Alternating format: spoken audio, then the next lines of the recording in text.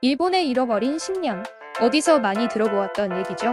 20년은 옛저녁에 20년을 넘어 벌써 30년이 되었습니다. 그 꼼꼼한 일본답지 않게 참 많이도 잃어버렸네요. 90년대 초 GDP 4만 불을 넘었던 일본은 30년이 지난 지금도 여전히 그 수준에 머물러 있습니다. 같은 시기 1만 불에 불과했던 대한민국이 30년간 꾸준히 우상향하며 350%나 성장한 것과는 무척 대비되는 결과입니다. 수많은 경제 전문가들은 하나같이 입을 모아 일본인들의 한계는 4만 불이라고 얘기합니다.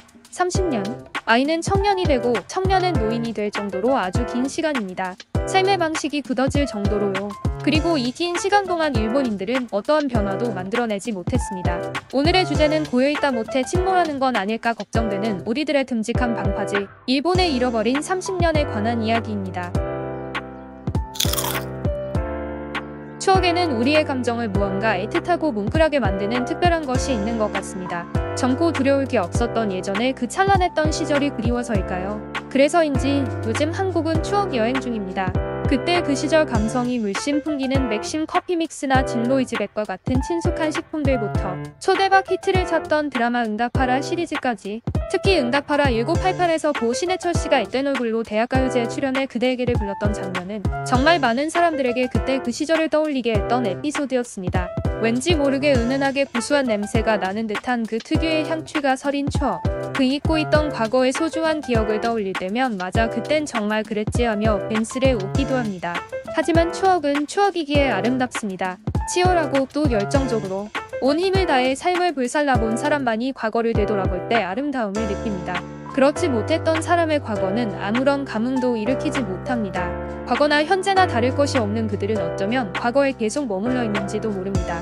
놀랍게도 우리 근처에는 이 추억의 아름다움을 절대 느낄 수 없는 불쌍한 이웃이 있습니다. 바로 일본입니다. 일본에 자주 출장을 다니는 분들에게 일본 근황을 물어보면 돌아오는 대답은 늘 한결같습니다. 예전이랑 똑같지 뭐. 오랜만에 만나 근황을 묻는 친구에게 힘든 일도 많고 고민도 많지만 간만에 보는데 머리야 큰 얘기하기도 그러니 항상 뭐 똑같지라며 대충 넘어가는 것과 달리 일본은 정말로 수십 년 전이나 지금이나 변화가 없습니다. 새로운 것을 추구하기보다는 과거의 옛 전통을 사랑하고 소중히 여기는 스스로의 모습을 자랑스러워하는 그들에게 변화가 생기기에는 어쩌면 수십 년도 부족한 시간일 수 있습니다. 교토의 천년 맛집으로 유명한 이치몬지야와 스키 24대째 이어져 내려오는 이 떡구이 음식점은 천년 전과 똑같습니다. 한 땀 한 땀 꼬치에 떡을 끼우고 손으로 숯불에 굽죠. 지난 1000년 동안 선풍기 한 대 정도는 마련한 것 같네요.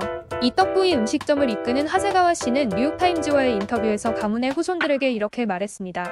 가문의 한 명이라도 살아있는 한 우리는 이 일을 계속 해나가야 한다. 다나카는 885년부터 교토에서 불교용품을 만들어왔습니다. 수억 원에 팔리는 불단을 만드는 이 업체는 불단계의 벤츠라는 별명을 가지고 있는데요.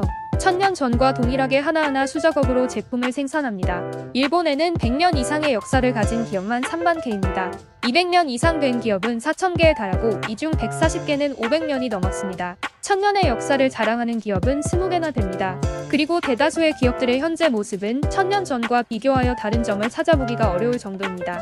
전통과 관례라는 이름하에 집요하게 옛 방식을 고수하고 있죠. 뭐랄까요. 이 기묘한 집착은 좀 숨이 막힙니다.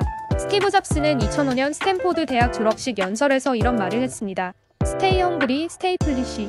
현실에 안주하지 말고 늘 갈망하고 우직하게 전진하라는 뜻이었죠. 세계 유수의 초일류 기업들은 이 말을 철석같이 따릅니다. 아니, 철석같이 따르고 있는 기업만이 초일류 기업이 될 수 있습니다.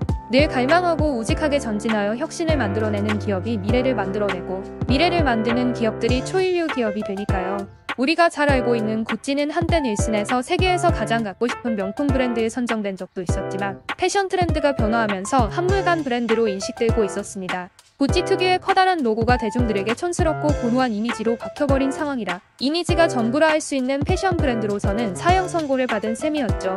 하지만 구찌는 당시 건축을 전공한 비주류 디자이너 29살의 톰 포드를 파격 영입하여 과거의 올드하고 식상했던 디자인에서 과감하게 탈피하였습니다. 당시 그 어떤 명품 브랜드도 시도하지 않은 에로티시즘을 의류 향수 브랜드 이미지에도 자연스럽게 녹여 대중과 셀럽들은 열광하기 시작했고 구찌는 다시금 패션계의 초일류 기업이 되었습니다. 또 누군가는 세계 최고 수준에 도달한 본인의 업적을 스스로 깨부수며 더 발전된 미래를 만들어내기도 합니다. 바로 짐 켈러가 그런 인물인데요. 애플에서 세계 최고의 칩을 설계하고 AMD에서 그 칩을 뛰어넘을 칩을 설계하고 또 인텔에서 그 칩을 뛰어넘을 칩을 설계한 정말 말도 안 되는 경력을 가진 세계 최고의 반도체 공학자입니다. 세간에는 외계인이 아니냐는 얘기도 돌 정도인데요. 짐 켈러의 행적을 보면 마치 세계 신기록을 막 돌파하여 실시간으로 그 기록을 갱신하는 최정상급 운동선수를 보는 것 같은 경외감이 듭니다. 시대는 변화합니다.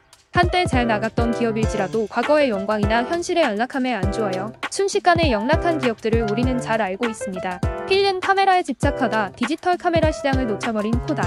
사실 최초로 디지털 카메라를 개발한 기업은 코닥이었습니다. 하지만 스스로 개발한 디지털 카메라가 자신들이 패권을 잡은 필름 시장을 위협한다고 생각하여 외면하였고 그 결과 파산하게 되었죠. 카메라, TV, 워크맨 등 거의 모든 가전 분야에서 압도적 1위를 달성했던 소니. 당시 소니는 삼성과 LG가 따라해봤자 기술면에서 영원히 따라잡을 수 없을 것이라며 오만한 자세를 취했습니다.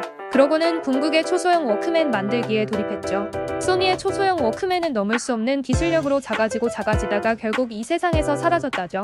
같은 시간 세계의 수많은 기업들은 CD 플레이어, MP3 등으로 음악을 듣는 방식 자체를 바꾸고 있었거든요. 특히 소니는 전기차 필수 부품인 리튬이온 배터리를 세계 최초 양산해놓고도 변화의 흐름에 제때 올라타지 못했습니다. 결국 한국의 LG, SK 심지어는 중국에도 밀려 배터리 사업을 팔아버렸네요.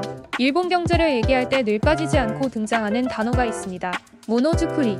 물건 모노와 만들기를 뜻하는 즈쿠리가 합성된 용어로 기묘할 정도로 집요하게 한 가지를 깊게 파고드는 외고수적인 일본 특유의 제조 문화를 일컫는 용어입니다. 수요에 비해 공급이 부족해서 만들기만 하면 팔렸던 시기. 제품의 신뢰도가 무척이나 중요한 평가 요소였던 과거. 일본이 세계 2위 경제 대국이 될 수 있었던 원동력이기도 했습니다. 하지만 시대가 변했습니다. 당시 전 세계를 호령했던 일본의 전자회사 중 현재도 그 위상을 유지하고 있는 기업은 전무합니다. 일본은 10년 동안 품질을 보증하는 반도체를 만들었지만 시장은 값이 싼 반도체를 원했고 100년이 가도 고장이 나지 않는 튼튼한 컴퓨터를 만들었지만 사람들은 5년만 지나도 새 컴퓨터를 구매했으니까요. 수요보다 공급이 넘쳐나고 제품의 품질이 상향 평준화된 지금 일본의 모노즈쿠리는 불필요한 과잉 품질의 자원을 낭비하게 만드는 독이 되었습니다. 경영 명서 좋은 기업을 넘어 위대한 기업으로의 저자 짐 콜린스는 본인의 저서에서 좋은 것은 위대한 것의 적이다라고 말했습니다. 이보다 현재의 일본 경제에 어울리는 말은 찾기 어려울 것 같습니다. 어딜 가도 좋은 제품이 넘쳐나는 지금에 이르러서도 일본은 여전히 좋은 제품에 집착합니다. 그저 내가 보기에 좋으면 됐다는 식의 꺾이지 않는 고집은 일본 경제를 점점 우물 안에 가두고 있습니다. 일본이 지금과 같이 앞으로도 쭉 좋은 국가였으면 좋겠습니다.